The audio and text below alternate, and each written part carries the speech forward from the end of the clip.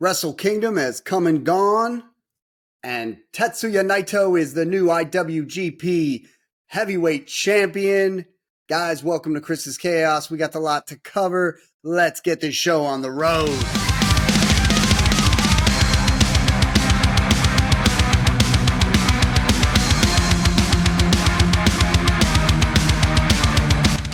Hello, everyone, and welcome to Chris's Chaos. I am your host, Chris Cortez.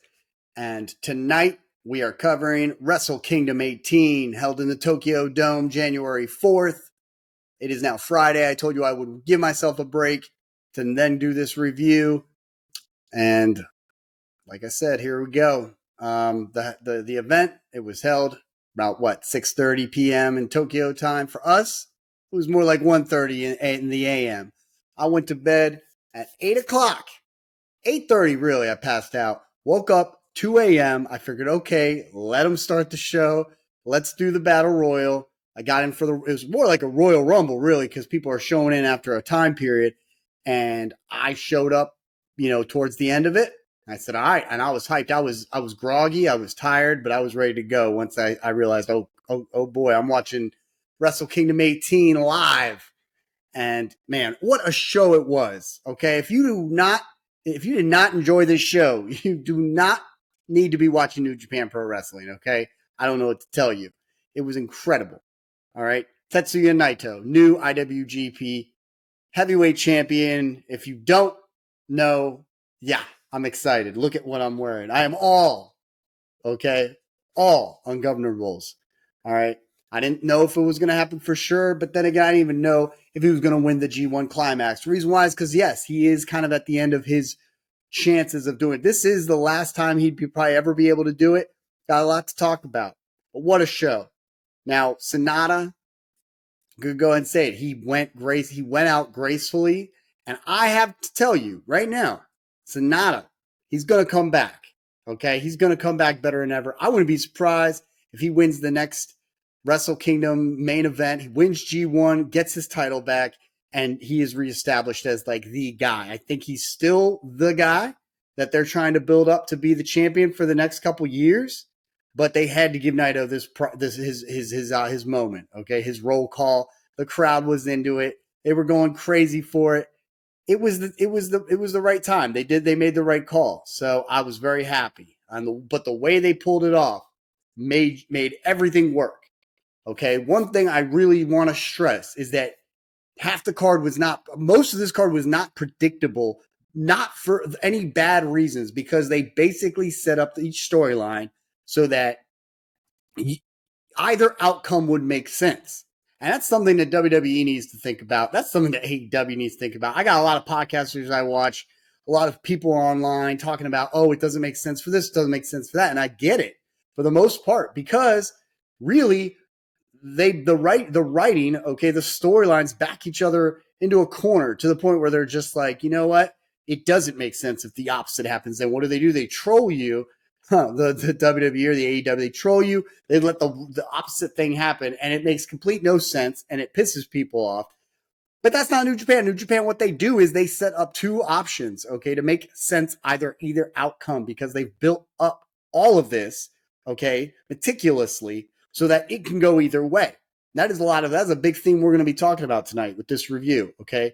A lot of things that happened that I predicted did not happen. Okay. Things that I was like, okay, this has to happen. Well, did happen. Number one, David Finlay. He's your new global champion.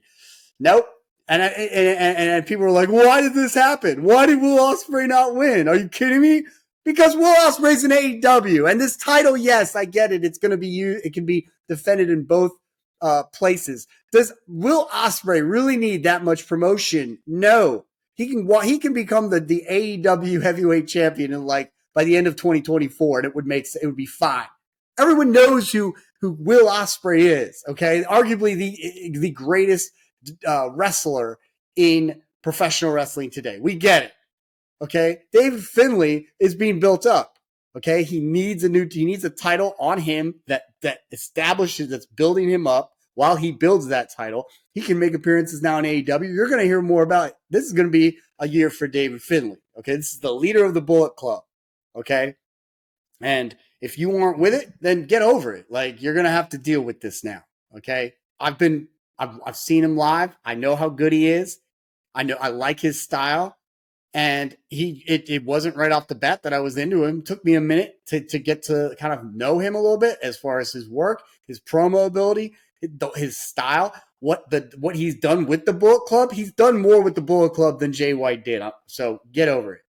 And Jay White, he's doing his thing in AEW. He could end up being the new AEW World Champion. So there you have it. So that's the one thing that I was like, you know what?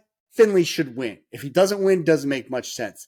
Okay. Mox didn't need that title. Are you kidding me? The guy does not need any more championships other than the AEW title. And as far as Ospreay goes, you know where I land on that. The guy should be AEW champion probably by the end of 2024. He signed a contract with them. That's what he's going to do. Okay.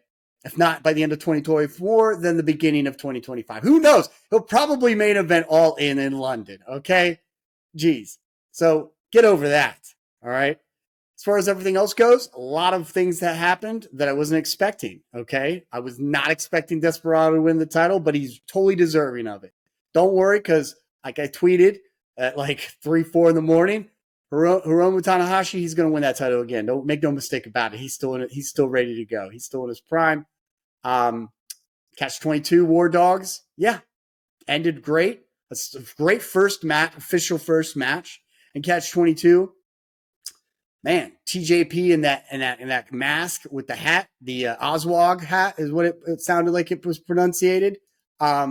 Just cool. Looks vicious. Okay, I'm gonna go ahead and show you a picture of that at one point, and it was brutal. Okay, we'll get into some more. Zack Sabre Jr. versus Tanahashi. Was not expecting it at all, but you know what? That makes sense. Zack Sabre, he's ready to move on. Okay, Tanahashi. But this guy's never, you never can count this guy out, okay? And I hope he does a little work with it. This is a good place for Tanahashi. I'm totally okay with this, okay? Wasn't expecting it, though. Then you got Yuya Uemura versus Yota Tsuji. Wasn't expecting Tsuji to lose. Was expecting Tsuji to win, and because they're sticking to their guns. But Uemura shined. I mean, that's the story being told, is that Uemura needed his win to make up for the disrespect, the way he's been treated by Tsuji in the past. He stepped up his game. Wasn't expecting Evil and Ren Narita to win. Totally cool with it. Narita, now it's like his coming out party. It was great. So I'm totally cool with it. All right. Looking at the Tama Tonga versus Shingo Takagi match, that made sense. That's what I was expecting. I could have been totally fine with Takagi winning, but it's Tonga. I mean, they're pushing Tonga. So there you go. The tag team championship match, Hikuleo versus ELP. I told you they were going to win. I told you they were going to win. I still felt bad when Bishamon lost, because I totally loved Bishamon as the champions and their work. I almost was sad to see it happen, but it happened. Okay. And what a combination of a team. You got the fast high flyer and you got a giant in Hikuleo. Okay. ELP Hikuleo is an incredible tag team. Okay. Danielson versus Okada. We'll talk about respect. Okay, what a match of respect. The way that Okada, went through a mix of emotions, and the way Danielson just sold the hell out of that match. Okay, I'm cringing. I'm starting to feel bad for Danielson losing, and he's coming in as the heel. Okay, but he showed his respect in the end, as did Okada. The way they treated each other in the end, it was incredible. Okay. Wanted to double check to see if I missed anything else right off the bat. Man, but what a card this was. Just a stacked card.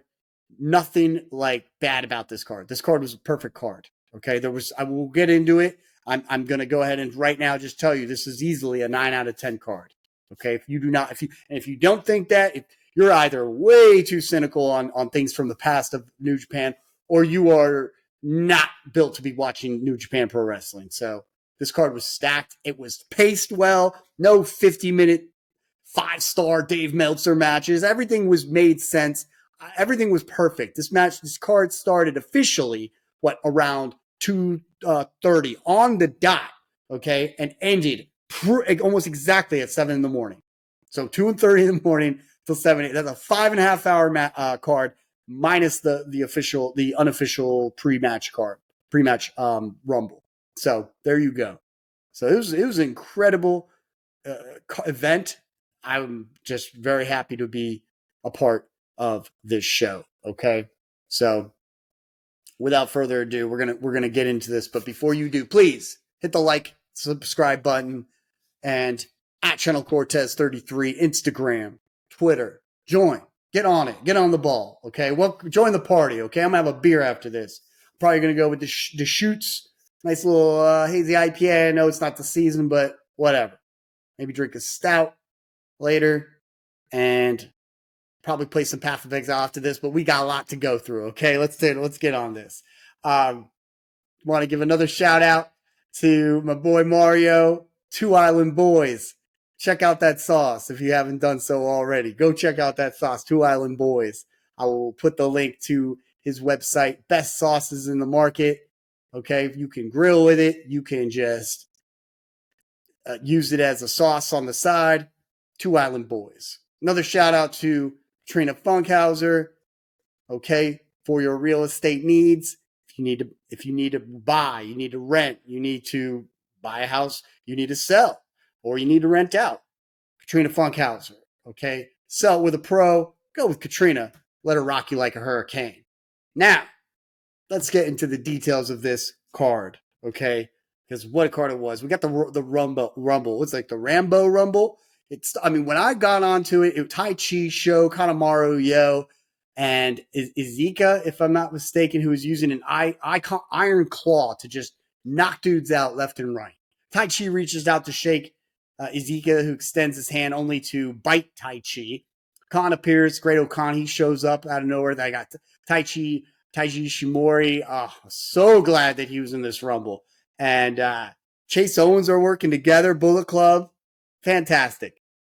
So glad Chase Owens he deserves a spot in this card, let me tell you. Khan eliminates Owens with the claw. This just literally his claw move and literally just lifts him over. That was a great little spot. And you have a Final Four. So they're going to have that Final Four match to determine the number one contender for New Year's Dash. I need to watch New Year's Dash. I need to see what happened between these four guys. I hope it's Taiji Ishimori. Man, just so happy he's the man. And I was upset to see. I watched him versus Hiromu Takahashi. Great match. And once again, just shows once again why Tanahashi is the guy. Okay? I mean, we'll talk more about Tanahashi during his match with Desperado. So camera does take it takes a little break. Okay, it does do a shot of the arena. The floor itself is sold out. There are several sections. I believe the count was just over about 30 to 31,000 people in attendance, which is in the city of Tokyo. Okay, and in Japan, this is not anything to cry about. This is something to be. That's a great attendance number for this arena, for this event. At this given time, it's fine. Okay. Anyone who the crowd was pumped. Let me tell you something. Okay. One of the best WrestleManias was WrestleMania. And I'm telling you, the match was, the best WrestleMania match, WrestleMania 13 was, in my opinion, was Austin versus Bret Hart. Now, that was in a crowd that was definitely not there at 30,000 people. Okay. That's still in the high numbers range. Okay. Once you get to 20 to 25 to 30,000 people, that's a good number. Okay. That's stadium worthy. All right. And there are talks about doing a show in the Mazda Stadium. That's even bigger. So we'll see what happens. And it was incredible entranceway. Every entrance was pretty spectacular. This was a great card, a great show.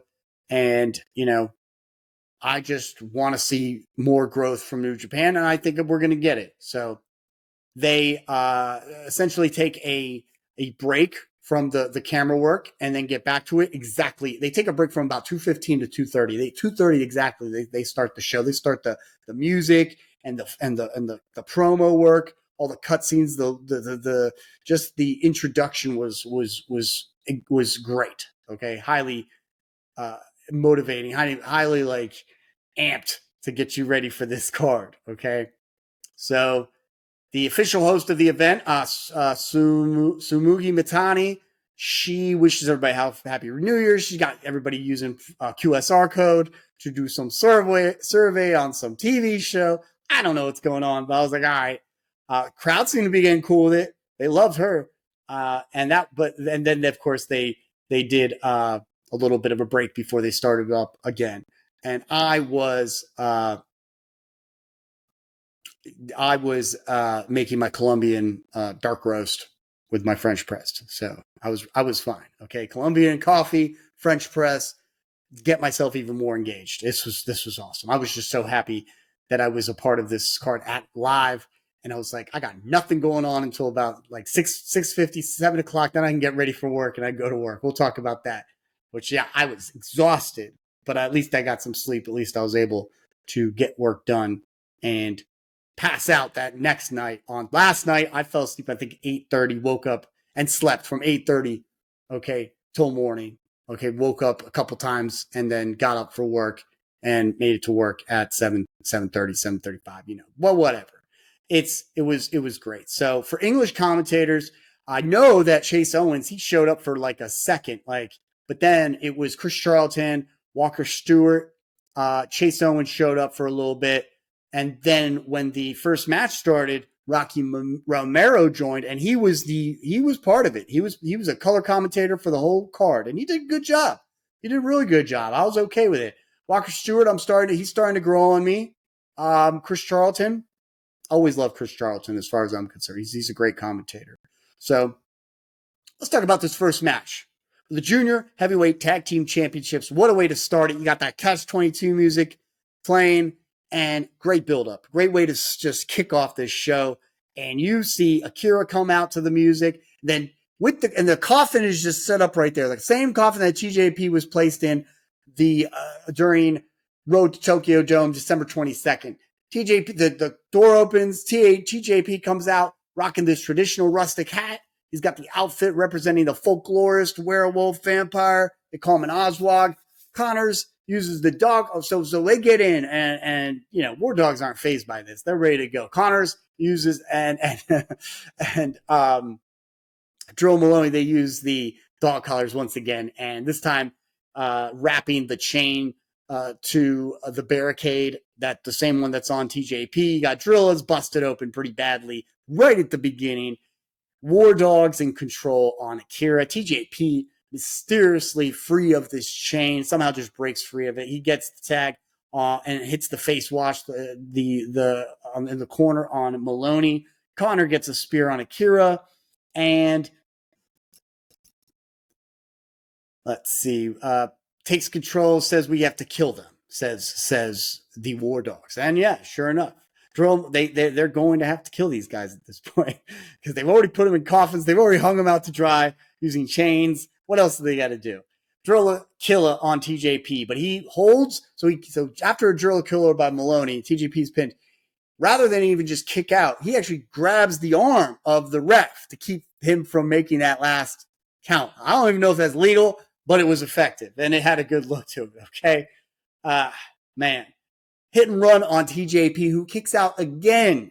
So if you're in a hit and run, drill a kill on TJP, what else can do? You can't beat this guy. He's got the red contacts. I mean, he's reminding me of shades of the Fiend. I was so happy. I was very happy to see this look. Kira with Spanish Fly on the top, from the top rope, looked beautiful on Connors. TJP sprays Maloney in the face with this red mist DDT. They set up the 2x2 knees on Maloney for the victory. It was a quick win, but it had plenty of action. Okay, it was a great match, great start to the official card, and we have new junior heavyweight tag champions. Akira extends the hand to TJP, and TJP's like slow, but he does reciprocate. He shakes the hand, he puts his head like he is demonic, but he is still in there. TJP is still inside. Okay, this new character, and I feel like this is like a demon, like a Finn Balor demon character, a Fiend character, a character that he will come in and out of like moving forward. So I think that's great. I just think that's great. That's a great character build for TJP. He's awesome. I love TJP. I'm so happy for him. Akira was looking cool. He had these flames painted on his body. This looked cool.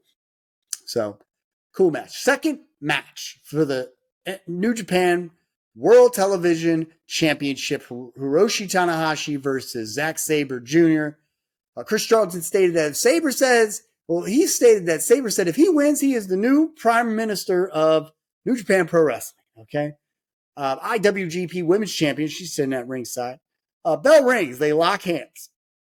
Sabre lets himself out of that with this unorthodox release, kind of rolls through. And Tanahashi takes the hand and Sabre reverses to an armbar, but the ace with a reversal into repeated twists and shouts. He gets the first near fall. Tanahashi up top for a crossbody.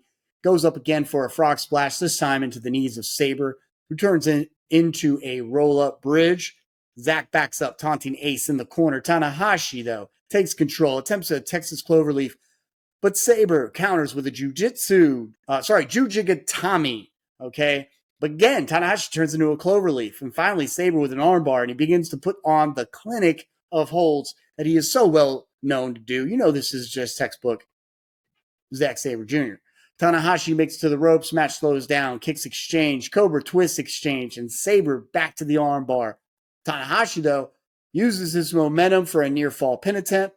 You get 3 uppercuts by Sabre, Tanahashi with a few strikes of his own. Euro clutch by Sabre, near fall, Sabre to the ropes, and Tanahashi with a roll up. Counter roll, Sabre counters into the sleeper. Sabre with the octopus hold.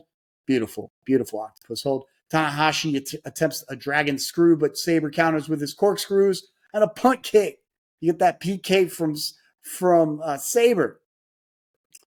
And then you got Tanahashi. He's not moving. Okay, I'm thinking this is over for Tanahashi, but Zack Driver countered into a roll. Several more attempts, roll up from each competitor. It ends with Tanahashi with a roll up for that victory. There you go. It was an upset, to say the least. The guy Zack Sabre has been defending this, 14, 15 times, and he has been the guy as far as the television champ. Okay, but he was respectful. He hands the belt to Tanahashi himself. Bows to him. Great show of respect. Tanahashi now runs all of television. And Charlton's worlds. Those are Charlton's words. Charlton's words, not mine. It's been a while since Tanahashi's been champion. Now, this is after Tanahashi picks up the mic. He says that. It's been a while since Tanahashi's been champion. Happy New Year, by the way. You've heard it before, but I am the president of New Japan, and I hope you show support to all of us at New Japan moving forward. So, while Zack Sabre's trying to be the prime minister of New Japan, well, Tanahashi's the president still. So there you go. There you go. This is a fun match. Then you got the third match, Yuya Uemura versus Yota Tsuji. Again, I was built up for this match. I knew this was going to be a good, hard-hitting event match. So starts off, you got Chris Charlton. He's going over the backstory behind this match. You got Walker Stewart saying how this needs to be a definitive pinfall, as the last one was quick. The tag matches from, again, Road to Tokyo Dome, December 22nd. You got Tai Chi in the Japanese commentary. I noticed that. Bell rings, and there's a stare off. They lock up. Yuya takes the arm, counter to a full Nelson. Yuya comes back, takes the arm. Again, Yota gets the headlock applied. Big spear after running the ropes. Yota catches Yuya, sends him outside on the floor. Yota with a suicida to Uemura, sending him to the barricade. Yota with an electric chair. Old school move, but very effective for this guy. Near fall. Yuya looks out of it. Plays possum, though. Takes the arm for an arm bar attempt. And Yota breaks out. Attacks Yuya with kicks. Yota says, bring it on. And Uemura chops. And Yota Tsuji returns with a great big chop. Shoulder tackle, pinfall attempt, arm drag, and a kick by Yota. Yota taunts Yuya, saying, "This is all you got?" So Yuya comes back with chops, hip toss, arm drag, gets some momentum. Yota Tsuji in the corner. Yuya, opposite, hits a running double pump chop into a bulldog. Near fall. He hits back suplex after a counter. And he goes up top, rolls through right into Yota's backbreaker to slow things down. Tsuji gets Uemura on the top rope and looks to do that Spanish fly, but gets thrown off. Yuya dives right into a super kick and a brainbuster bomb near fall. Tsuji back in the driver's seat. 3-point stance. He's ready for that spear, but he goes right into an arm drag roll up, just like the last match. But this time, Tsuji breaks it up. Tsuji hits that curb stomp. He hits but then there's a Uranagi by Yuya. Dragon suplex into a pin attempt. Yuya hits a deadbolt after exchanges and bridges for the pinfall victory. Again, upset as far as I'm concerned. Expecting Yota to win this one, but as I have said, it could have gone either way. And once again, this is one of those matches that you're going to see two outcomes, two logical outcomes, okay, in most of these matches, okay? And I loved it, and I love that. To keep things unpredictable, there's nothing wrong, there's nothing wrong with a predictable match, a predictable outcome when you know it's going to be great to see someone like win a title, for instance, and it makes sense, and people just want to witness it, that's fine. But for the most part, storylines, this is the way it's supposed to be, where you have two outcomes that it couldn't go either way, and it can make sense for either way to occur. So let's speaking of which, got fourth match, Kaito Kiyomiya, Shota Umino versus Evil Ren Narita. Kaito comes out to fireworks. Big celebration in his honor for him coming out, his entrance. You got Umino riding in on a motorcycle. Badass. Okay, all of House of Torture comes out. You know they're getting involved, okay? Show with a Wrestling Noah shirt. I thought he was going to burn it. I was hoping for Evil to just like throw a fireball at it or something. No, he grabs just a pair of scissors and just starts cutting it. Just your boy, Evil, okay? And cuts it in half right down the middle. It looks like one of the boys from one of Kaito's boys is pissed off. Kaito goes right after Evil. Bell rings. Sho and Dick Togo try to attack Kaito, but to no avail. Figure 4 applied as Umino applies the crossface on Narita. Kanemaru rings the bell. So this is when, okay, it looked like Kaito and Shota are totally in control of this match. They're going to win. Maybe even a quick match. I hear the bell ring. Even I'm like, whoa, is this already over? But the camera flies over to Kanemaru. Of course, this is textbook vintage House of Torture tactics. You got Kanemaru ringing the bell, so they stop thinking they won. Okay, House of Torture comes in, knocks out the ref, takes over, just starts just beating everybody up. You got running clothesline in the corner. You got, as Walker Stewart's words, not mine. I'm trying to keep things relatively PG here, okay? But dick to dick contact, okay? Dick Togo strikes the nether regions of Kaito Kiyomiya, okay? Knee strike from Kaito, though, to Narita as things start to get back to order, okay? And tag to Umino. He attacks everyone. Nice DDT on the apron. He tries to fend off Sho and Dick Togo off the top. Umino with a double drop kick to Narita, followed by the Trident. Great move and a near fall. Kaito Kiyomiya. He does double teams with double teams Narita, him and Umino. Sorry about that. Whips Ren Narita to the corner, then attacks several attacks until Evil saves the day with a shirt. You knew that was coming. The same shirt he probably cut. He's now choking Shota Umino with that shirt. Kaito attacks Evil, but Evil hits everything is evil on Kaito. Half and half by Umino to Narita, who are now the legal men, bridged by Umino. The push-up bar, though, is put into effect, reinforced now with metal plates, hits Umino. You got a Falcon Arrow on Umino for the victory. So Narita gets the pinfall, puts his foot on the head of Umino. This is just a coming out party for. He is standing there with Evil in the center of the House of Torture as they raise their hands. This is a House of Torture night. Okay, we'll talk more about the House of Torture later. I'm not going to give any spoilers away. But yes, Evil and Mr. Dick Togo will make one more appearance. Establishes himself, though, Ren Narita as HOT. Okay, grabs the push-up bar, center stage view. That is his prop. That is definitely a part of his gimmick. Okay, so I like that. That I think is cool. He just needs a little more costume gear. He needs some more skins, okay, added to his look. So, fifth match for the Never Openweight Championship. Tama Tonga versus Shingo Takagi. Ain't nobody realer than Gorilla. Ain't nobody realer than Gorilla. Love it. Love it. You got Shingo Takagi. Comes out. This guy's looking vicious. He's rocking out a sweet white robe, red feathers. Comes out at first to like some music, some original, like before his original music. You got that going on quite a bit throughout this card. Togi Makabe, he's at commentary for this one. Bell rings and Collide strikes exchange whipped by Takagi. Okay. This is going to be a strike fest. All right, you know this is going to be hard hitting, and it did deliver. So dropkick by Tonga, whip to the corner, clothesline, uppercut by Tonga, back suplex by Takagi. But Tonga right back up with one of his own. Soon after, an exploder, near fall by Tama Tonga, headbutt. Tonga in the corner, then his splash. Takagi, though, with strikes and a clothesline to bring Tama Tonga down. Takagi hyping himself up. Get almost Takagi time, but not quite, okay? Shoulder block, senton, avoided by Tonga. Shingo, tope, con hilo. Beautiful, beautiful. Over the top, flips. They show a replay for that. Rarely does New Japan show replays, let alone on Wrestle Kingdom. They had to show that because it was beautiful. Coming from Shingo, you know he doesn't do that unless it's a big deal, and this was it. Suplex by Takagi and a near fall back in the ring. Then Takagi in English says, "My time is coming," in English, and shouts his Takagi time in Japanese. Running clothesline in the corner, puts Tonga on the top, which gives Tonga a chance to hit the diving neck breaker, which he does. Tonga delivers strikes into an Asahi Death Valley driver. Okay.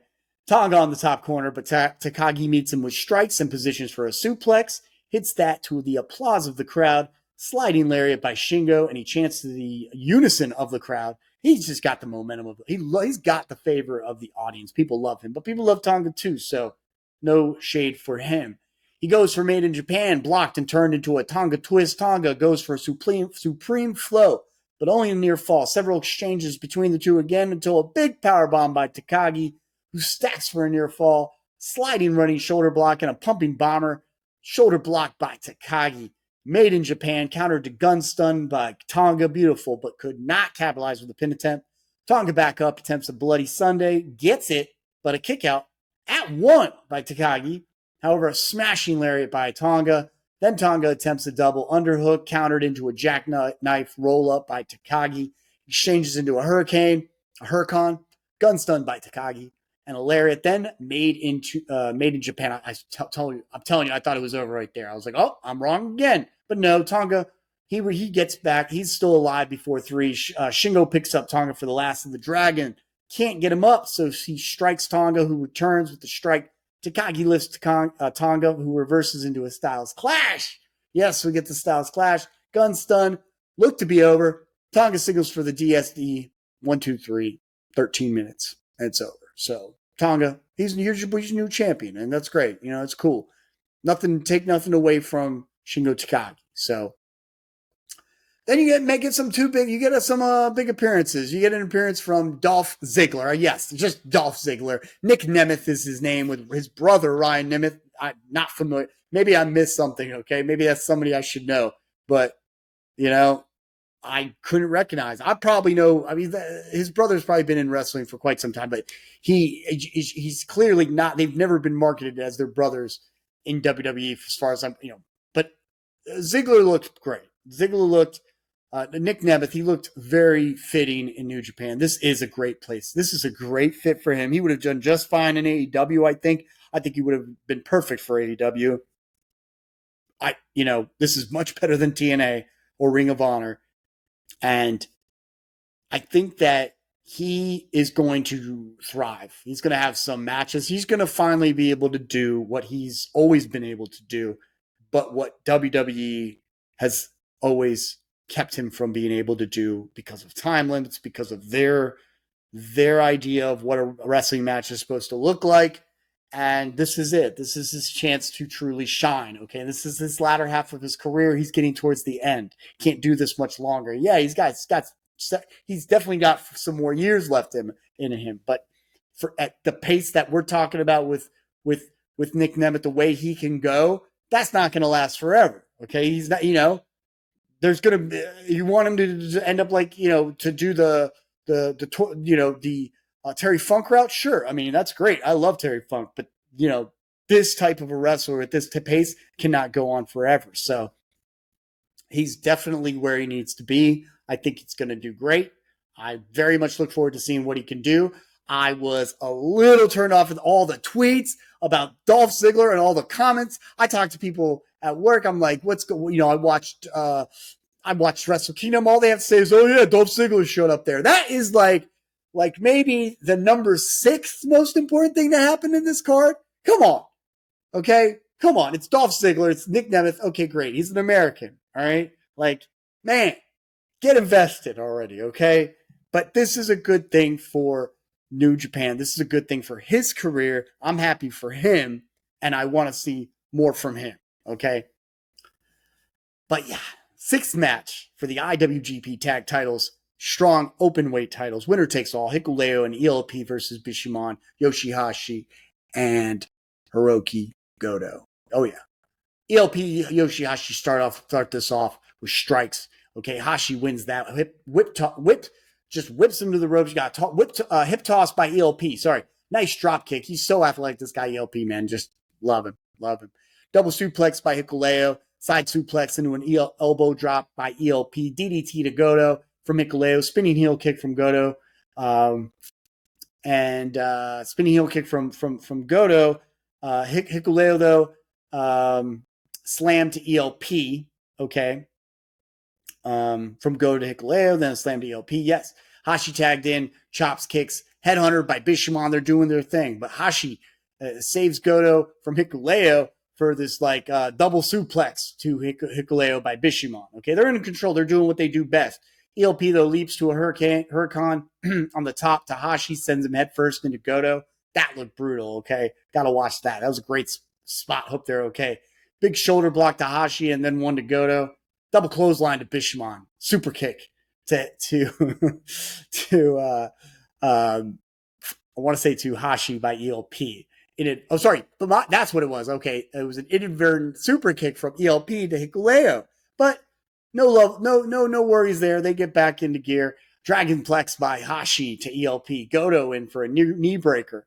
Okay, you get a fresh Atani. What it was called. Okay, ELP right back in for a super kick and another violent clash to ELP. But Hikuleo saves ELP in the match. All four are on the mat. Hikuleo back up, sets up a double choke slam, blocked.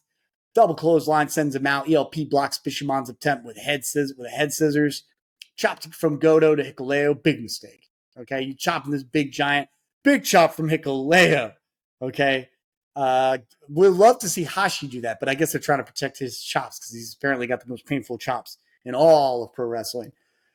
Goto, though, with a Bushikaroshi to Hikuleo. GTR attempt by Goto. No go. Sudden death by ELP. Then the moonsault to Hashi. Godsend. I'm like, oh man, this has got to be it for Bishamon. Godsend. Super thunder kiss by ELP off the shoulders of Hikuleo. Attempt. You got a kick out from Goto. I'm like, whoa. First time anyone has ever kicked out of that, apparently. You got CR3 pile driver, then a Hikuleo for a flog splash, and that is the pinfall victory right off the top. Big giant frog splash. New champions. I believe they are the 100th IWGP Tag Team Champions, and they are double champions. Wrestle Kingdom 18. This could not have been a better moment for tag champions, okay? And this is also the first time that the champs got to choose their opponents for Wrestle Kingdom, and this is what happens. Well, it's fitting. It made sense. You got some new champs. They help up Goto. They're respectful to this team, and it's all good. All right? So there you go. Moving forward, you got seventh match for the IWGP Junior Heavyweight Championship. You got Desperado versus Hiromu Takahashi right in the center of this beautiful card. A little upper echelon. Oh man, this was great. This was one of those matches that I was like, okay, this definitely was like probably in the top 3 match of the night. Okay, Desperado looking great in the red. Takahashi comes out to the smoke and the fireworks. Brand new outfit with eyeballs, still with the eyeballs, the tentacles, but wings too. All kinds of the neon fluorescent colors, just beautiful. He got a mask on for a moment, look cool. Matching mask. Takes that off though. Has the best costumes in all professional wrestling. I'm calling that. So Desperado, though, he attacks Takahashi with a leap over the top rope onto the floor while Taka is still in his rope, in his outfit, his rope. Back suplex following the bell ring. Rocky Romero, he places Taka in a small list, by the way. This is his words, not mine. I agree with him 100%. He's putting him up there with Tiger Ass and Jushin Thunder Liger. That is a great place to be, okay, as the guys for this division. Okay, that is some serious prestige. Takahashi with a sliding drop kick and then went off the apron to Despe on the floor. Beautiful. Takahashi sends Desperado brutally into the barricades. That double drop kick. Hiromu with a sit down slam, Falcon Arrow style, then lifts Desperado, rams him into the ropes. Desperado, though, with a spine buster near fall right into that signature stretch muffler. Looks sick. Rope break by Takahashi. Desperado still on the attack. Some life from Takahashi, then a knee breaker and into a spinning sit-down slam near fall. Pinche Loco by Desperado. Double underhook blocked by Takahashi. Several counters until Hiromu hits the wheelbarrow flatliner. Desperado with his eye in jeopardy, okay? Because they've mentioned his eye has been injured. Doesn't look too good. So he's clutching it. Hiromu clutching his knee, though. So both of them are kind of injured in one specific spot on their bodies. Super kick by Takahashi. Snap German by Takahashi after Despe hits the ropes. Counter from Desperado back into the stretch muffler. Once again, he's cranking on the knee of Takahashi. Holds the arm to avoid the break, though. To avoid that rope break. He's just got him twisted like a pretzel. Takahashi, though, counters into a bomber. Looks sick, like a variation destroyer. It was a great moment. Time bomb delivered for a near fall for Takahashi. He goes for time bomb 2, but Desperado forces Takahashi to a corner where he can get his footing on the top turnbuckle. Hiromu goes for a move up top, gets caught, and Desperado hits a back suplex from the top. They get back up at the same time, strike each other, but Desperado hits really hard, sending Taka down. Super kicks by Takahashi and a lariat. A slam by Desperado, then Pinche Loco, but only a near fall. Pinche Loco attempt counter to a roll by Takahashi, kick out. Desperado hits Pinche Loco, not once but twice. Dos for the victory. And I am blown away. Okay, this is, not, man. Blown away by this one, okay? I wrote down in my notes, not the face, but, oh, man. He deserves this, though, okay? Desperado. All right? It was great, all right? He looks good with that title, and it was just, it was a great match. I don't know why I would put those notes. It's ridiculous. But it was a great match. I enjoyed it. It was definitely in my top 3, I would say. Maybe at least top 4. Very happy with this card. Not just because of the build, because of the moment, because of you knew something big was going to happen here, and sure enough, it did. Okay? So, yeah. 8th match for the inaugural IWGP Global Heavyweight Championship. This was a fun match. I was so excited. I was on edge because I was like, don't screw this up. All right. Mox comes out. You got David Finlay. Let's just say it. David Finlay versus Jon Moxley versus Will Ospreay. Mox comes out with this red mask. It looked like something out of a comic book. Mox red spray painted on his black leather jacket. He looked like a big badass, and we all know this. Okay. It doesn't get much more badass than Jon Moxley. His slow music sounded like some Alice in Chains instrumentals. I'm loving it. Violins slowly and melodically play for for Will Ospreay. You get these violins, the melodic instrumental. You got some girl's voice like harmonizing with it. It sounds like something out of Game of Thrones. Okay, Ospreay with a top hat and a blade. He's got this little blade coming out of his jacket, his hidden blade. Okay. Keep in mind, David Finlay comes out first, and he comes out to his music, lights, and Gato. That's it. Okay, and his jacket. Nothing fancy, nothing extra. And he's got his shillelagh. Okay, that was Finlay. Then you got Mox doing his thing. Then you got Ospreay coming out with this. Okay, violins now playing this version of his song, like some variation of his song. Then, of course, his actual song plays. When you hear this title, that this title will be defended in New Japan and AEW, and they're talking about his contract with AEW, I'm just have this sinking feeling that they're giving this title. Not only are they giving this title for Ospreay, but this title is designed for Ospreay, and maybe it will be dropped to Ospreay. I'm okay with that, but I just I wanted to see Finlay in the match with Ospreay on on American soil or on Western soil. I want to see that. Finlay needs this push. So, got that sinking feeling, though. This is designed for Ospreay to win this match. Never mind the fact that it would put Finlay on the map. Okay, so there you go. This is basically, in my eyes, the way they hyped this was like it was the universal title for New Japan and AEW. Okay, Ospreay and Mox, they go after Finlay and stop a mud hole in Finlay. They've basically, At this point, I'm thinking, oh God, I hope they put him over. I mean, they're already tag teaming on him. You got chops from both. Apparently, they were both public about this alliance. They were going to take him out and then focus on each other. So Finlay runs into Mox, fights him off. Ospreay with a knee to Finlay outside. Atomic drop onto the barricade by Mox to Finlay, followed by a clothesline. Ospreay with more attacks to Finlay, who begins to fight off the two. Another chop to Finlay by Ospreay. Mox slams Finlay to the barricade. Finlay whips Mox to some box. I don't know. I'm not even trying to rhyme here. Attacks Ospreay to Finlay, gets some space, but a suplex by Mox on the floor. Mox grabs the table from underneath the ring. Double powerbomb to Finlay on the table. Quickly being used. Now in the ring, Moxley and Ospreay exchange strikes, pump kick, and back suplex. Moxley returns with a back suplex of his own.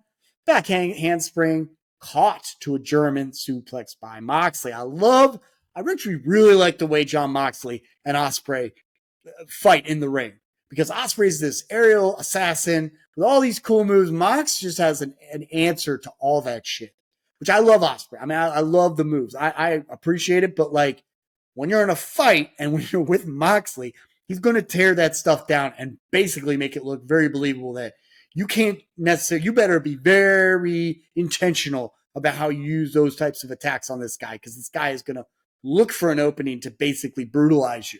So, and that's great. So that was a perfect example. The corner, Moxley hammers on Ospreay. Mox scratches the back of Ospreay. Just a match that you would never see, that you rarely see Ospreay in. Okay, this just puts him out of his element. It's not in his regular demographic, if you will. Oscutter caught to a sleeper slam. Spanish fly by Ospreay, though, caught into the arm by Mox. Triangle choke applied on Ospreay, who lifts Mox and tosses him into the corner. But Mox back up and clotheslines Ospreay. Death Rider and Stormbreaker counter. Back suplex by Mox to Ospreay. This is all Moxley. Finally, Finlay drives Moxley to the post. Ospreay counters Finlay, but Finlay with a Shillelagh-assisted neck breaker.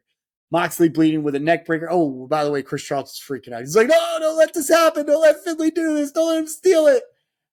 Oh, great. Mox bleeding with a neck breaker to Finlay, but Finlay going to work on the wound of Mox. Strikes, bite for good measure. And on the middle rope, grinding his fist, just showing his vicious side, which you know this guy has. Okay? Oh, man. And suplex by Moxley, pump kick by Ospreay, double overhead Pele kick by Ospreay to both opponents. And oh yes, nobody does it better than Ospreay. Ospreay in control uses Moxley to leap onto and strike Finlay. You got the tope suicida to Finlay by Mox. Ospreay was like, no, you're not going to one-up me. Up to the top. And did not connect too good with that. What he was trying to do looked like, if I'm not mistaken, it was like it's a sky rider, like, you know, that one movie does. It's like a sky flight. Sorry, you know, drawing a blank here, but you know, high risk move and kind of like 450, and he doesn't really land it too well. Is what it was the worst of it. So yeah, but springboard turned to a knockout shot to Ospreay and a Death Rider kick out. Bulldog choke applied. And Moxley hammers on the neck of Ospreay, then back into the choke. He repositions to bite Ospreay, who tries for Stormbreaker. No avail. But Finlay right into the hands of Moxley, who pile drives Finlay into Ospreay. Pin attempt on Ospreay. Great spot there. Chairs tossed by Moxley. One right into the head of Ospreay. Then went right into the head of Finlay. Two chairs set up back-to-back. Uranagi by Finlay to Moxley. Okay? Into those chairs. Then the Dominator onto Ospreay to Mox. Okay, that was a beautiful spot. Chairs to Ospreay. Big strikes from Finlay into oblivion. Counter to the stun dog. Then you get, but the neck breaker on Ospreay. Death Rider, Hidden Blade. Finlay throws out Ospreay. These guys are all like doing their finishers. Finlay throws out Ospreay, tries to steal the win. Finlay hits into oblivion on Mox. Hidden Blade on Finlay, who falls on Mox for a near fall. All three crawling. I'm just like, oh my God. At this point. Moxley and Ospreay on their knees, striking each other. Finlay interjects, but both opponents are not doing anything as they're not selling at all. They're just like, are you kidding me? Finlay spits on both of them, says, F you. At that point, I'm like, oh shit, is he about to get taken out for good? The other two beat the hell out of Finlay. War Dogs stop. They come in. They stop Ospreay and Mox from double teaming Finlay. Coughlin and Gabe Kidd, they set up the tables. They attack Finlay's opponents.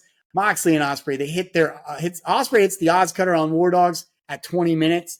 Moxley sets up War Dogs on the tables. I mean, it's just they totally take out those two guys. Ospreay with a swanton on the War Dogs, but a low blow from Finlay to Mox. He gets the shillelagh. It's countered to two Death Riders. I'm like, shit. A hidden blade into oblivion, though. So close to a fall. All right. Big curb stomp into oblivion by David Finlay, and he wins the match. Okay. Pretty sure he pinned Ospreay, too. Goes to this becomes the story, though. Okay. He goes to Nick Nemeth, talks trash. They're fighting. They're brawling on the side. You got commentators losing their stuff. They end up in the back, apparently. They're still going on while we're getting ready for the next match. So clearly they're trying to set up something between the two, and that's a great start. You know, they probably have a good history. They probably know each other quite well. Okay. There's a lot of history there between Dolph Ziggler. You got Finlay, who's probably introduced these guys when David Finlay was like a teenager. So come on. This is good stuff. You got the seventh match. It's Kazuchika Okada versus Bryan Danielson. Okay. And this is, this is pretty much now, we're getting to like the nitty gritty here. I'm looking at the card, and honestly, I thought there were going to be 11 matches and turned into about 9. So I must be missing something, but we covered everything though. I just want to make sure that I didn't miss anything. I am looking at this, and it's looking about right. So, yeah, the match, the pacing though. Once again, like I was like, wow, we're already kind of getting there to the end, and I was cool with it. I was totally cool with it. So, but I will have to look back and see if there was any cancellations of matches, because I felt like I thought I covered everything. But I will go ahead and go over this. Okay, but yes. We got that, and that's why. See, I just missed that one. This is the 9th match, so I just misnumbered. 9th match. Let me make that correction. 9th match, Kazuchika Okada versus Bryan Danielson. Yes, there were 11 matches. And this is the 9th unofficial match, of course, didn't count. 9th match, Kazuchika Okada versus Bryan Danielson. Okada comes out to this white robe. Okay, this is so fat. This is awesome. This is so great. Fantastic. Comes out, and music is playing. It stops. All of a sudden, this blue light scans Okada like they're checking him for counterfeit, like you would check a $100 bill for a counterfeit. And as it's going up the robe, his robe is changing color. So it's one of those robes that has the old school like jackets that if you like put some heat on it, it changes color. That's basically what this was. So cool. Never seen an entrance like this before.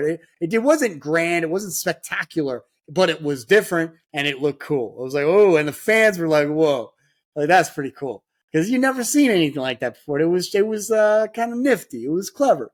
So he comes out, the money, lets it rain, it gets out. Then Danielson comes out just to his standard AEW music. I would have liked. You can already tell Danielson's like, this is going to be his losing match. If he would have came out to the final countdown, that would have been so much better. Like it would have given him more of, okay, they're putting him up just as much as they're going to put this guy up. But they didn't. They let him come out. He picks up one of the dollars and just in a sign of I'm a prick heel, I'm going to tear this dollar up. $1, fake dollar, I'm going to tear it. Boom. There's this subtle smile on Okada as he's walking down though. And Danielson's looking great. I like the patch. He's looking like a superstar. He's as good as he gets. I think Okada in his mind is saying, I'm so happy I'm facing this guy. I have nothing but respect for him. And Danielson, you can tell, is going to bring his best. Okay. He's going to bring his best. There's just a history that just follows this man. Okay. You think about, and they mention all his world title championships. You just think back to his matches with Edge and his match with Roman Reigns. You think back to his matches with Kofi Kingston. You think back to his main event match from WrestleMania 30, defeating Triple H and then Randy Orton and Batista. You think about his his matches with Bray Wyatt. Think about all his matches with CM Punk. Okay. His world championship run, his WWE run, like everything that we miss, his matches with AJ Styles. Like he's such a player. This guy is one of the last incredible wrestlers of his time. God, like, you can't deny this guy has more charisma than most, okay? And I was just very happy to see him walk down the aisle in the Tokyo Dome on a Wrestle Kingdom finally, because it was well overdue. It was well overdue. And they start, this bell rings, they're hesitant to lock up. They lock hands. Danielson gets on top. His eye patch is now just growing on me, by the way. I wrote that in my notes. Clean rope break. It does come off, by the way. That eye patch will come off. Clean rope break after some chain wrestling. On the outside, a huge running knee, and Danielson goes after the arm. This is the story. This is just, he goes to town on the arm. He's torquing it. Okada gets the rope break. This is pretty much, this match is very straightforward. He's going after that arm. He said he was going to break that arm. He's going to break that effing arm is what he's going to do. It's easy to comprehend what he's trying to do. He's trying to avoid the Rainmaker, but he's also trying to make Okada pay for breaking his arm and literally make him, as in his words, better as a wrestler by breaking his arm and making him go through the same thing that he just went through. So, yeah, running drop kicks but Okada gets that opening for an overly confident Danielson, hits that beautiful drop kick. Okay, air raid crash on Danielson, variation neck breaker, power slam. Okada on top, gets caught though, uppercuts by Danielson, who goes up top, double underhook into a butterfly suplex, into a label lock, but Okada with a foot on the rope. Again, that's how he lost. The man tapped out. Not going to happen again this time though. Double underhook into a butterfly, like I said. Okada with a foot on the rope, strikes from Danielson, but Okada with a tombstone pile driver to Danielson on the apron. Brutal. Danielson in the corner as Okada kicks Danielson in the head and neck, then removes the eye patch. Again, he's just getting he's as vicious as he needs to be, because that's as vicious as Danielson's going to be. Beautiful drop kick to Danielson, but clutches his arm. Delivers a big elbow from the top, but again, his arm. He calls for the Rainmaker. This is after many minutes of Danielson just torturing the arm. Okay. Counters into a crucifix spin, kick out, then two kicks, one to the arm and one to the face of Okada. Okay. Danielson positioned Okada for the strikes to the neck, but Okada showing no pain as he stands up and attempt a tombstone counter to a Busaiku knee and near fall right into that label lock. Danielson turns him over for a roll up, only two, but then back to the label lock. Hooks the arm. Okada screaming no. Starts to fade, but eventually makes his foot to the rope for a rope break. And Danielson smiling as he considers his next strategy. Okay, he grabs a hold of the arms and begins to stomp the face of Okada, who somehow counters to a lariat, and who then clutches his arms. Both back up. They start kicking each other. A big shot to Danielson. Danielson tries to get the lock in, but Okada fights it off. Lands a German. Another two kicks from Danielson. Rolling knee, Busaiku knee. He then calls for the yes chance. He misses the knee, up and over for Okada. Drop kick from Okada. Then plants Danielson and a Rainmaker, and then falls on Danielson for a win. One Rainmaker to win it all. Okay, one Rainmaker to win it all. Now, it was just brutal, but the way Okada was stomping on Danielson, you could see it on his face, just selling it like, God, this sucks. I feel bad for Danielson. But Charles is like, this is what Okada has to do. He had to tap into this vicious side. Honestly, I've said it once and I'll say it again.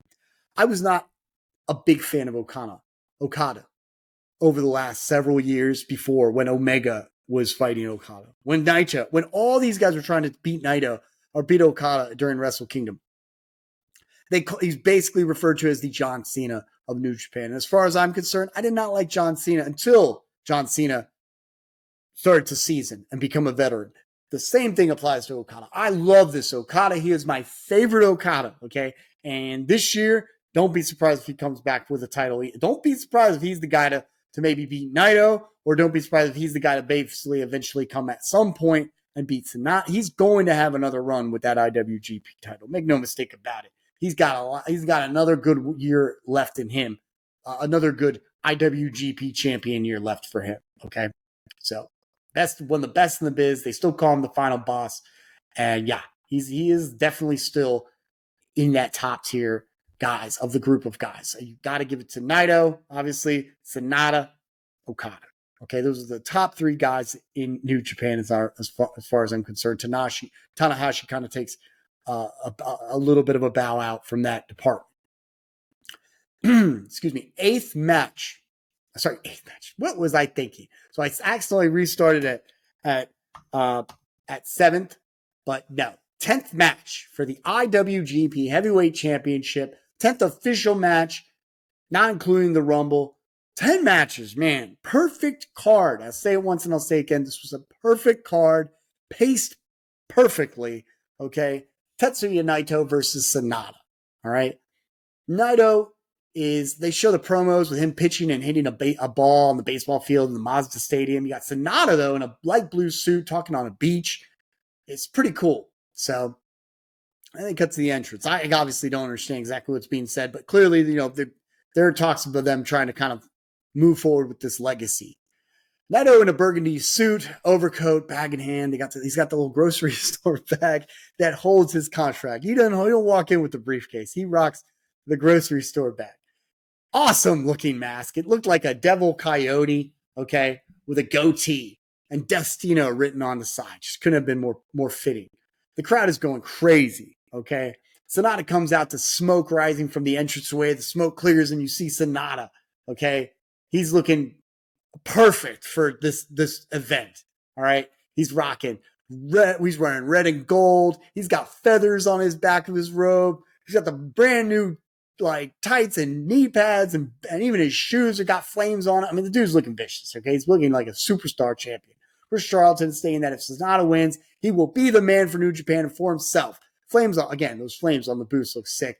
Naito is being compared to Dusty Rhodes as the guy who never had the run, although having the connection with the fans and the charisma to be the man. That is a scary comment to hear when we're literally walking into this. And again, both comments make so much sense. Like, both guys deserve this win, okay? Both of them. They've been built up to both have this moment, okay? I even said it made more sense for Sanada to win this, to show that he's the man. But Naito needs this, okay? And clearly you know where I stand on this. So there you go.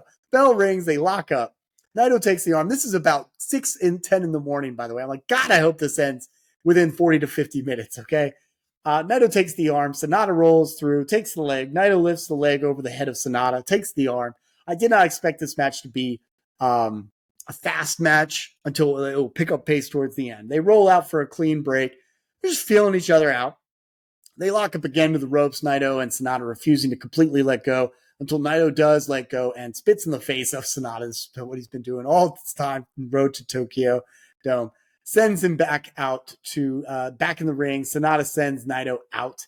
Sanada lets Naito back in the ring. He lowers the ropes, sits on the ropes, says, "Come on back in."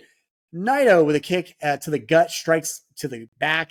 Sanada strikes back, but Naito continues to hammer down on Sanada. Whip to the corner, springboard by Sanada, lands on his feet, runs the ropes to get caught with a hip toss to Naito, who then applies the cravat.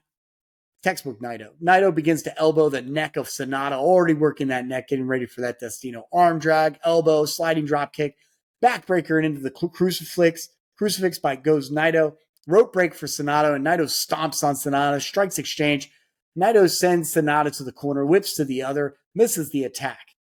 Now Sanada capitalizes, hits the back suplex. He hits the plancha on Naito. He's in control. Briefly panders to the crowd. Springboard dropkick by Sanada executed. He hits the fireman's carry. TKO. Sanada applies skull end.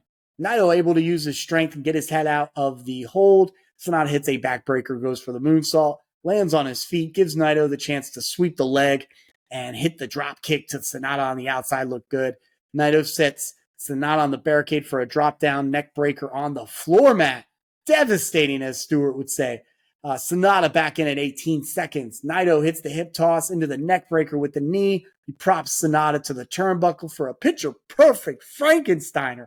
Off the top rows, beautiful. Picture-perfect. Naito chants get louder. Sanada with the drop kick. Naito goes for a tornado DDT, but Sanada counters with a magic screw. Sanada kicks up with a second win and hits that poison Rana. Beautiful. Shining Wizard. I'm starting to get scared here for Naito. Slamming into the moonsault, but Naito had his knees up. Naito back up with repeated strikes to the back of the neck of Sanada. He sets up Esperanza, lands it, spiking Sanada. Then hits Destino, calls to the sky, goes for Destino one more time, but it's countered with a TKO by Sanada. Both down. Sanada slowly back up, goes to the top and hits the moonsault on the back of Naito, but his arms is hurt. His arms are hurt on the head. Spine buster. Destino blocked, but Sanada's hurting. His elbow is shot. A deadfall attempt at one point by Sanada, but Naito lands a Destino, okay, after gaining some space. Naito hits the Destino, that looked really bad, actually, okay? Looked sloppy, but Sanada kicks out. Destino countered to a deadfall. Both are motionless. Insecurity by Naito. Rolling elbow by Sanada. Destino by Sanada. Look good. Deadfall counter, double kick, and a tornado DDT, though, by Naito. That looked good. Naito standing, raised, Sanada, roll up, Sanada gets a roll up, Bob Backlund style, bridges, okay, styles. Sorry, kicks out. I swear, Naito at 2.9. I'm like, oh my God, is that going to be it? Shining Wizard by Sanada. Deadfall countered into a deadfall by Naito, okay? Valencia by Naito. Brainbuster rings the arm. Hits Destino for the championship victory. Bleeding from the top of his eye. Red Shoes, he's on his back. Red Shoes lowers some towel on his wound. Man, everything. He had to go through hell and back to get this moment, but he got it, okay? And the match was excellent. That is why Naito is such a treat to watch, because he is a surgeon in that ring. The way he tears apart the neck and all his moves, from his elbow to his DDT, tornado DDT, to Destino, to Esperanza, to Valencia, to a standing Frankensteiner while a guy is propped on the top turnbuckle. Everything this guy does is intentional, methodical, strategic. I would love to see, just was thinking about it while I was going over this match, see Naito versus Moxley, because Moxley doesn't play, but I think I think Naito would have that guy's number, and Mox would be like, crap, like, how do I deal with this guy? This guy is hitting me with some high aerial assault attacks, but he's also vicious and he's so intentional. I think Mox would not. I think Naito would have a guy like Mox's number. So it's just, again, why this guy is so well-rounded is Naito. He's very well-rounded. He can do aerial attack moves. He's not the fastest guy, but he can go to the fourth speed, fifth. He can go to fourth gear, fifth gear. He's a veteran, though, and he's smart, and he's crafty, and he's charismatic. He's got the promo work. As you see, he's going to speak. But no, Naito's attacked by Evil and Dick Togo. It's your boy. Evil on the mic says, I won't let you have your roll call. Since you are so against the IWGP title, okay, and how about I take it off your hands? Just like he did to Sanada. But no, Sanada won't have it. Right before he can finish that statement, Sanada attacks Evil with a sliding drop kick, shows his true colors as a true champion and a true, man of honor. Sanada says with his finger, he goes after he's kicked out Evil and Dicto and Naito helped out. He looks at Naito, goes 1. And I think maybe that has a picture's worth 1,000 words. At one point, to me, it meant, I'm going to give you this one time where I'm going to save your ass. 1, okay? This will never happen again. And 2, you beat me once. I will not let you beat me again. You get this one, but you will not get the next one. And that was it. Naito finally on the mic. He said, it's been a twist in the tail, but and I know we have different paths. Now he's addressing Sanada. But I'm holding this mic now because of you. And that has so much meaning to it. Sanada is getting Sanada chants. Sanada's like clutching his eyes. He's upset. That is a double meaning. On one hand, he's saying, you saved my ass. You're giving me this moment because I almost just lost it from these two pricks, Evil and Dick. But you just saved me. Thank you. And if it wasn't for you. But on the other hand, the other reason why I'm holding this mic is because I beat you. Okay? I wouldn't be holding this mic if it wasn't for you losing to me. All right? So mixed emotions, mixed meaning. Sanada is having several mixed emotions as he walks out. He's got to be thinking to himself, damn it, I better make it to next year's Wrestle Kingdom and get my moment. I'm getting my moment next year because he's got to be pissed. But now back on the mic, he goes, hey, good evening, Tokyo Dome. Thank you to all the fans in Japan and around the world online, and of course here in the Tokyo Dome, for all of you creating the best possible moment for me right now. Okay, I love that. He appreciates the moment, and it's yes, it is for him. It's for all of you. You have nothing but my appreciation. For the LIJ supporters, you'll have an even better year. So what I have been looking forward to the most was something I wanted to have 4 years ago. 4 years I was there, okay, watching this match. And it was sad. It was like, even then I knew, I was like, wow, I'm just so happy Naito's the champion. He's getting his moment in Wrestle Kingdom. But I was like, damn it, this ain't right. This ain't just something is not right.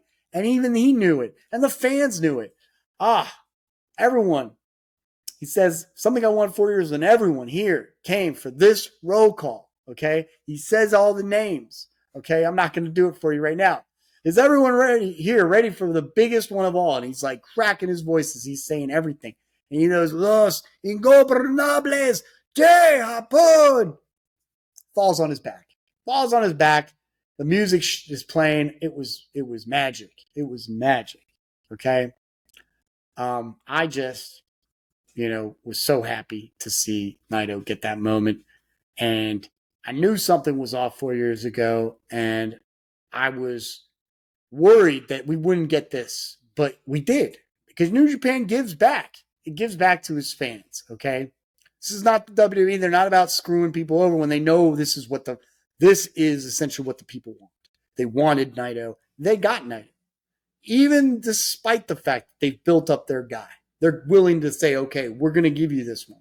And they knew that the pandemic essentially ruined this guy's, essential run. Okay. So now we get one more run. And this time I'm thinking, I want to see it go a whole year. I want to see him go up against everybody.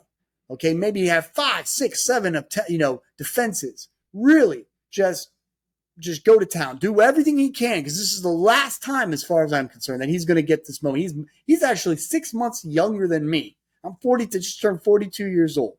Okay, he is really part of my generation in terms of wrestlers who can still compete, but he's not going to compete at this level much longer.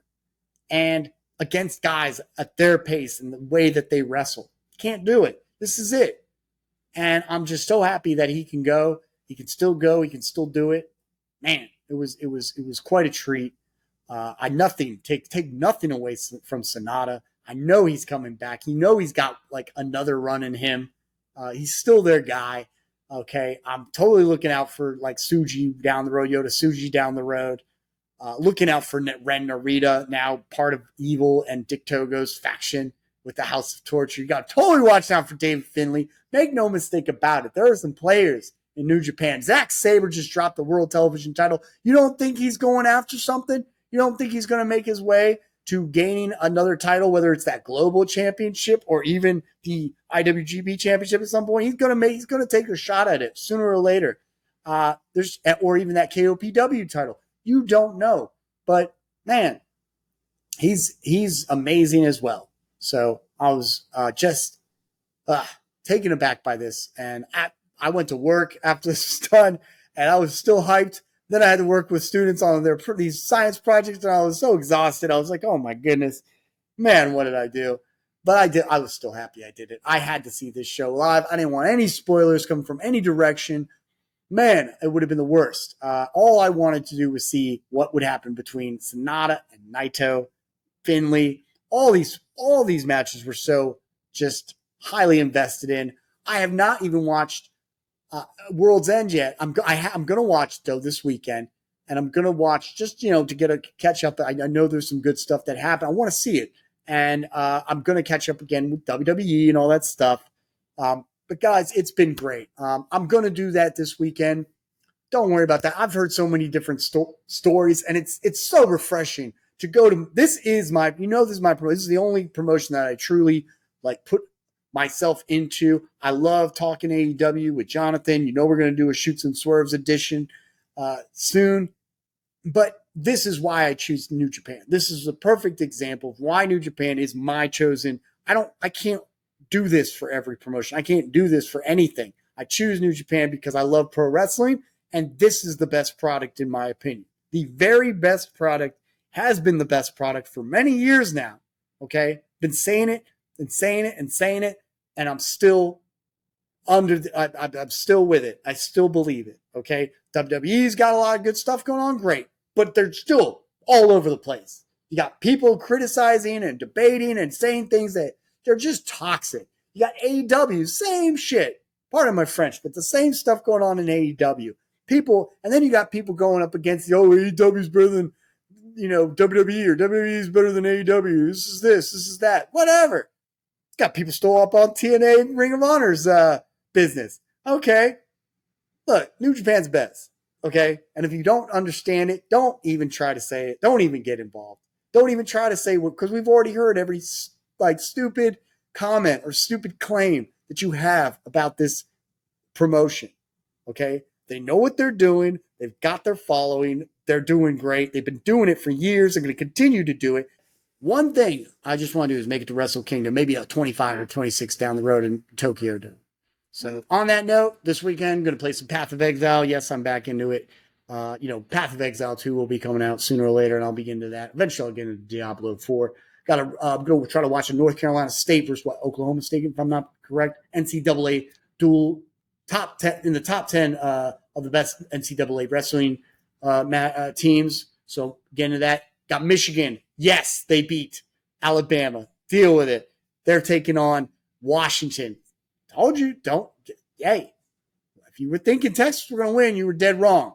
Okay, that guy Penix is great, but overall team, got to give it to Michigan.